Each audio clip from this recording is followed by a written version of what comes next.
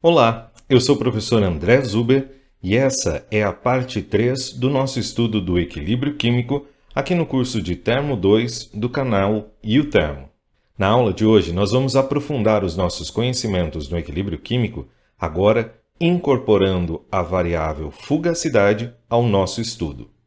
Por isso, o objetivo principal da aula de hoje é o seguinte: para uma determinada estequiometria de reação e quantidade inicial dos reagentes, você deverá ser capaz de escrever a constante de equilíbrio em termos da extensão da reação para fase gasosa, fase líquida e reações heterogêneas, considerando sistemas ideais e não ideais.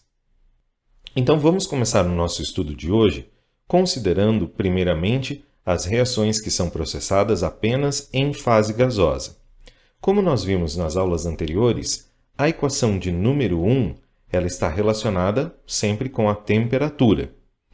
Ou seja, o Ln do produtório das razões das fugacidades elevado ao coeficiente estequiométrico vai ser igual ao ΔG padrão de reação sobre RT. Nós vimos também que o lado esquerdo dessa equação de número 1 corresponde à constante de equilíbrio. O nosso objetivo na aula de hoje é primeiramente calcular a constante de equilíbrio com base em dados termoquímicos, como nós fizemos nos exercícios da aula passada, e a partir de agora focar o nosso estudo no lado esquerdo da equação, usando o produtório das fugacidades. Uma vez que a constante de equilíbrio é definida como a equação de número 2, se nós tivermos uma reação em que todos os componentes se encontram na fase gasosa, nós podemos substituir na equação que a fugacidade de um componente I para uma mistura gasosa é definida como constante de equilíbrio é igual ao produtório, e você pode observar que no numerador aparece a equação que nós utilizamos muito a partir da aula de número 15 deste curso, ou seja, y de I vezes coeficiente de fugacidade de I na mistura vezes a pressão, dividido pela fugacidade de I de referência. Como a fugacidade do estado de referência de gases, no caso de reações químicas, é geralmente arbitrada para a pressão de 1 bar, então nós temos a seguinte expressão: constante de equilíbrio, o produtório, a expressão da fugacidade no numerador, e no denominador nós temos 1 bar. Por isso ela deve estar na mesma unidade, ou seja, bar. Omitindo essa informação da pressão, então nós temos a constante de equilíbrio, produtório de Y de I, φ de I, pressão, elevado ao coeficiente estequiométrico dessa espécie I. Como você pode observar a partir da equação de número 5, para algumas reações químicas que acontecem em condições bastante diferentes da condição de gás ideal, nós teremos que calcular o coeficiente de fugacidade, e isso vai levar em conta os procedimentos que nós vimos na aula de número 7, 8 e 9 deste curso. Por isso, o tratamento aplicado à constante de equilíbrio pode estar atrelado aos 3 níveis de rigor da fugacidade que nós vimos. O primeiro nível, o nível alto, quando você manja dos Paranauê, ou seja, você consegue calcular o coeficiente de fugacidade da espécie I no meio reacional, levando em consideração o efeito da mistura. O nível 2, que é mais ou menos, porque você considera a partir de então que o efeito da mistura é negligenciável, ou seja, o coeficiente de fugacidade vai ser igual ao coeficiente da espécie pura. E é por isso que nós não temos mais o circunflexo na equação de número 7. Ou, por fim, o modo mais baixo de rigor, quando nós consideramos que ficou não tão bom assim, ou seja, condição de gás ideal. Quando nós usamos esses 3 níveis de rigor, veja o efeito do cálculo na constante de equilíbrio. Então, para o nível 1, o nível alto, nós temos constante de equilíbrio, produtório de Y de I, φ vezes pressão, elevado ao coeficiente estequiométrico. Nesse caso, observe que, para calcular o coeficiente de fugacidade, nós precisamos do valor de Y. E Y só vai ser determinado no problema quando nós já tivermos o grau de avanço da reação na condição do equilíbrio. Por isso, a equação de número 5 requer uma solução iterativa, pois as concentrações de equilíbrio devem ser conhecidas para que se possa calcular o coeficiente de fugacidade. No nível 2 de rigor, que é o nível médio, nós vamos negligenciar o efeito da mistura e a equação pode ser escrita como produtório das frações molares elevado ao coeficiente estequiométrico, produtório dos coeficientes de fugacidade das espécies puras elevado ao coeficiente estequiométrico, vezes a pressão elevada ao coeficiente estequiométrico. E por fim, no nível mais baixo de rigor, nível da consideração de gás ideal, nós temos que a constante de equilíbrio vai ser o produtório de YI vezes P elevado ao coeficiente estequiométrico. E é claro que, dependendo das condições de operação do reator, essa condição de nível mais baixo de rigor pode ser sim aplicado. A partir de agora, nós vamos começar a analisar os efeitos da temperatura, da pressão e da presença de inertes em reações químicas que são processadas na fase gasosa por meio da resolução de um exercício. O exercício número 1 diz o seguinte: considere a seguinte reação química em fase gasosa. Então, nós temos A minúsculo mols de A reagindo com B minúsculo mols da substância B e produzindo C minúsculo mols da substância C mais D minúsculo mols de substância D. Todas as substâncias encontram-se na fase gasosa, como mostra o subscrito. O reator a pressão constante também contém uma substância inerte I. Descreva como as seguintes condições do reator afetam o rendimento dos produtos da reação. Então, nós devemos analisar o efeito da temperatura, da pressão e da adição de uma substância inerte no rendimento ou no equilíbrio químico desta reação. A solução deste exercício se dará de forma teórica e poderá ser aplicada para qualquer reação química nessa condição. Então, nós vamos iniciar a solução desse problema considerando o número total de mols de substância que temos na fase gasosa do reator. O número total de substâncias é o número total de gás igual ao número de mols de A, mais o número de mols de B, mais o número de mols de C, mais o de D, e também o número de mols da substância inerte. Agora, nós vamos escrever a equação da constante de equilíbrio para esta reação em fase gasosa, usando como nível de rigor o nível médio, nível de número 2. Desta maneira, a constante de equilíbrio será igual ao produtório da fração do componente I na fase vapor, vezes o coeficiente de fugacidade da espécie I pura, vezes a pressão, e toda essa multiplicação elevada ao coeficiente estequiométrico da espécie I. Aplicando a equação 1.2 para esta reação química hipotética, nós temos, então, a constante de equilíbrio vai estar escrita em termos de todas as espécies que participam da reação, ficando da seguinte maneira: y de A, φ de A, P, elevado ao coeficiente estequiométrico de A, y de B, φ de B, P, elevado ao coeficiente estequiométrico de B, e assim por diante. Observe que na equação 1.3, nós também incluímos a substância inerte. Agora nós vamos substituir os coeficientes estequiométricos das espécies pelos valores encontrados na reação química. Então, como nós temos A minúsculo mols da espécie A como reagente, o coeficiente estequiométrico é menos A minúsculo. Para B, menos B. Para C, mais C. Para D, Dzinho. E para a substância inerte, como ela não participa da reação química, seu coeficiente estequiométrico é igual a zero. Agora nós vamos reescrever a equação 1.4, rearranjando termos semelhantes. Então, observe que, inicialmente, os termos que estavam elevados ao valor negativo foram passados para o denominador com um sinal positivo.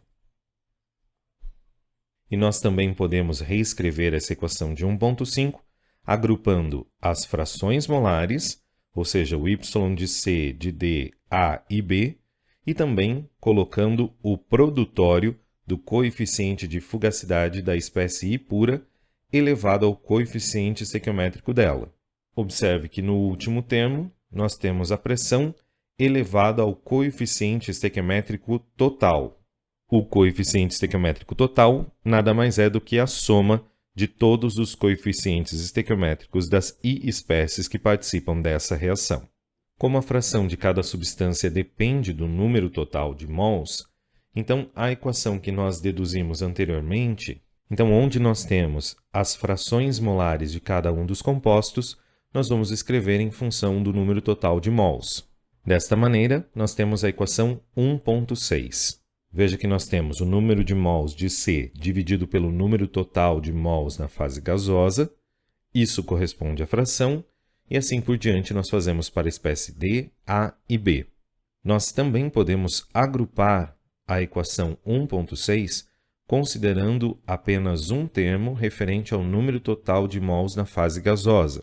Então, observe que nós trouxemos esse conjunto para o lado esquerdo no denominador da equação, assim como o número total de mols na fase gasosa está agora escrito em função do coeficiente estequiométrico global. Essa equação de 1.7 é a equação geral para a análise do problema, em termos de temperatura, pressão e número total de mols das espécies. Então, o que vamos fazer é utilizar essa equação como ponto de partida e investigar os efeitos desses três critérios nesta reação química gasosa. Começando com o questionamento da letra A. Como a variação da temperatura afeta o rendimento da reação química? Então, vamos partir da equação 1.7 e nós vamos deixar apenas no lado esquerdo da equação só as variáveis que dependem da temperatura.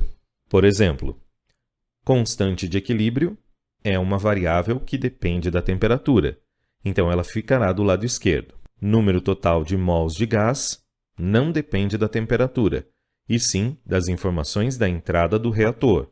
Por isso, ela deverá ser passada para o lado direito da equação. Coeficiente estequiométrico depende da temperatura e deverá permanecer no lado esquerdo.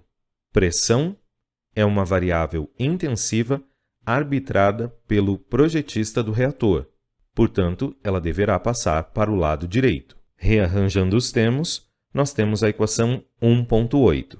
Da aula de número 27, nós vimos que a influência da temperatura na constante de equilíbrio está intimamente ligada com o valor do ΔH de reação. E nós também sabemos que existem dois tipos de reações químicas disponíveis, ou seja, as reações químicas exotérmicas, aquelas que liberam calor, e as reações químicas endotérmicas, aquelas que precisam de energia para a conversão dos reagentes a produtos. Então, se nós quisermos analisar o efeito da temperatura em uma reação química, se essa reação for exotérmica, ou seja, se o ΔH de reação for menor que zero, um aumento da temperatura provoca uma diminuição da constante de equilíbrio.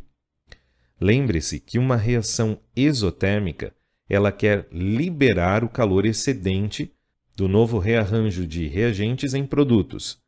Então, essa energia está saindo do sistema e indo para as vizinhanças. Se nós mantivermos o reator em baixa temperatura, nós favoreceremos esta reação química.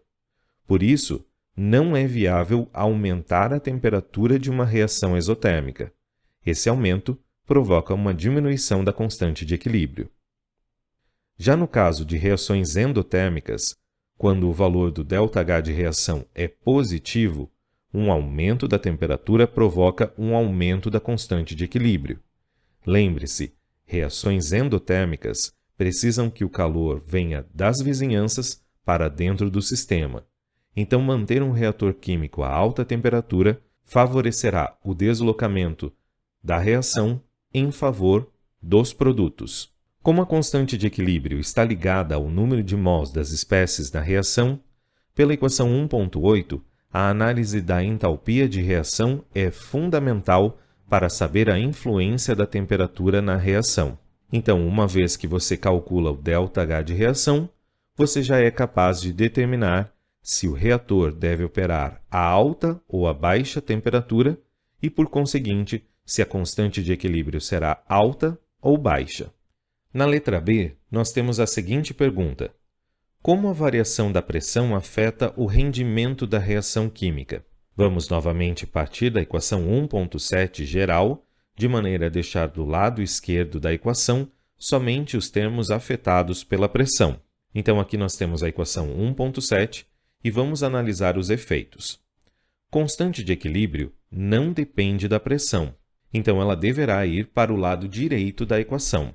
Número total de mols também não depende da pressão, e sim da quantidade colocada no início da reação, e também deverá ir para o lado direito. Já o coeficiente de fugacidade é uma variável que depende da pressão, e a pressão deverá permanecer também do lado esquerdo. Rearranjando essa equação, nós observamos o seguinte resultado. Se nós quisermos analisar o efeito da pressão no deslocamento do equilíbrio químico, nós precisaremos investigar o sinal do coeficiente estequiométrico global. Então, em uma reação química, se nós somarmos os coeficientes estequiométricos, levando em consideração que os reagentes têm sinais negativos e os produtos sinais positivos, se o coeficiente estequiométrico global for menor que zero, nós estamos numa condição onde o número de mols de reagentes é maior que o número de mols de produtos. Assim, um aumento da pressão provoca um aumento da conversão. Veja, se esse sinal for negativo, nós poderemos inverter, colocando agora a pressão no numerador, e um aumento da pressão impactará no aumento do número de mols das espécies C e D, que correspondem aos produtos. Já no segundo caso, quando o coeficiente estequiométrico global for maior que zero, então o número de mols dos produtos é maior que dos reagentes. Desta maneira, nós iremos manter a pressão no denominador e um aumento da pressão provocará um aumento do número de mols dos reagentes A e B. Por isso, nesse caso, o aumento da pressão diminui a conversão da reação, uma vez que estamos deslocando o equilíbrio em favor dos reagentes. E por fim, na letra C, temos a seguinte pergunta: como a adição de substância inerte afeta o rendimento da reação química? Partimos mais uma vez da equação 1.7 e agora deveremos deixar do lado esquerdo da equação somente os termos relacionados ao número de mols de inertes. Como a constante de equilíbrio, coeficiente de fugacidade e a pressão não dependem do inerte, nós vamos manter apenas o termo do número de mols total de gás elevado ao coeficiente estequiométrico global do lado esquerdo da equação. Agora você observa a equação 1.10 rearranjada. Mais uma vez, o efeito da adição de inerte também dependerá do sinal do coeficiente estequiométrico global.